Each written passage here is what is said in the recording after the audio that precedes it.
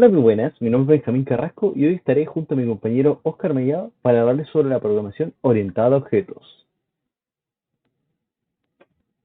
La programación orientada a objetos es como una forma en la cual se puede programar, que está basada en la definición de clases y el uso de los objetos.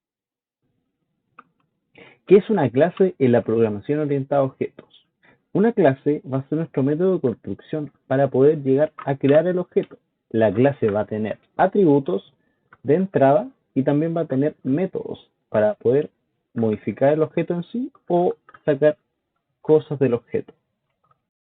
A continuación, les enseñaremos un ejemplo de clase en el lenguaje de programación C++. En este ejemplo, definimos una clase alimentos con sus diferentes atributos, los cuales son como tipo string el nombre del alimento, como tipo entero la masa del alimento y como tipo entero las calorías del alimento. El alimento, para poder instanciarse como objeto, necesita de un constructor. En el constructor lo que hacemos es a las a los atributos que definimos previamente les asignamos valores. Una clase posee también métodos con los cuales se puede interactuar con los datos o atributos que estén contenidos dentro de la misma clase. Por ejemplo, acá hay un método llamado getAlimento, el cual imprime por consola el nombre del alimento, la masa del alimento y las calorías del alimento. ¿Qué es un objeto en la programación orientada a objetos? Un objeto es lo que nos va a salir de resultado de cuando nosotros instanciemos la clase. El objeto va a tener atributos que fueron previamente definidos por la misma clase. También vamos a poder llamar ahí los métodos que definimos en la clase. Por ejemplo, tomemos en cuenta aquí el celular que tenemos arriba y vamos a poder decir que este objeto es un celular. Tiene una marca, tiene teclas, tiene un número de teclas en sí, tiene un número de cámaras, también tiene un número de pantallas. Todos esos son atributos del objeto en sí. Como ejemplo de objeto, vamos a instanciar la misma clase alimento que usamos en el ejemplo anterior para explicar lo que era una clase. Llamamos al tipo de la clase el nombre que le vamos a dar al objeto, en este ejemplo queque. Llamamos a la clase y le pasamos los atributos que va a tener el objeto. En este caso, queque es el nombre, 500 gramos que va a ser la masa y 100 calorías que va a ser, o sea, que 100 que va a ser las calorías del queque. Y acá llamamos a su método getAlimento. El resultado de este código es el siguiente. Imprime el tipo de alimento, que es un queque, la masa del alimento, que son 500 gramos, y las calorías del alimento, que en este caso son 100 calorías. ¿Cómo se relacionan las clases y los objetos? La relación entre las clases y los objetos es de que cada objeto necesita tener una clase para llegar a formarse y no una clase necesita un objeto en sí.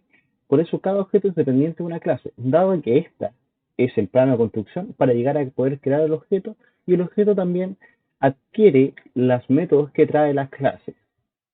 Explicando de manera sencilla la herencia, consiste en que una clase padre le hereda todos sus atributos y métodos a una clase hijo.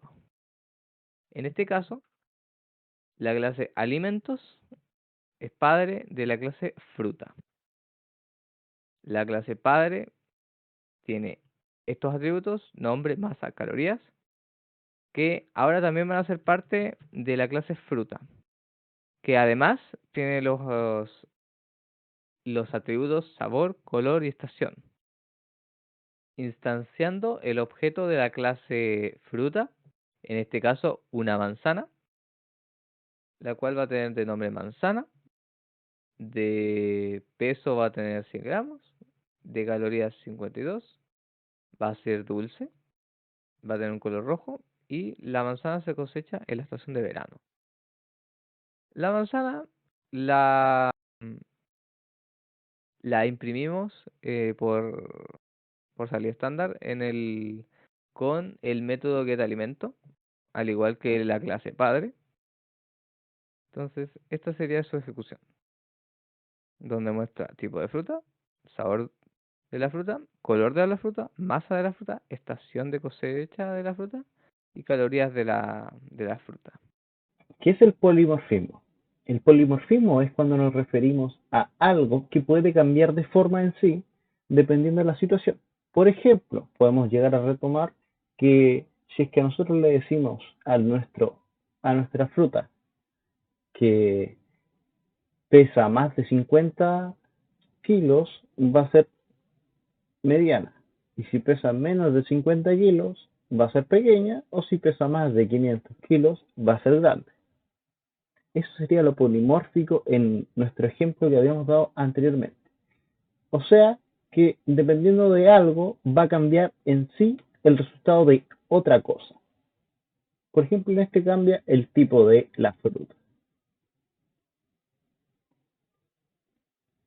Ahora vamos a ejecutar el código y veremos los resultados. Ahí tenemos que nuestro queque es de tipo grande, dado que pesa más de 1000 gramos.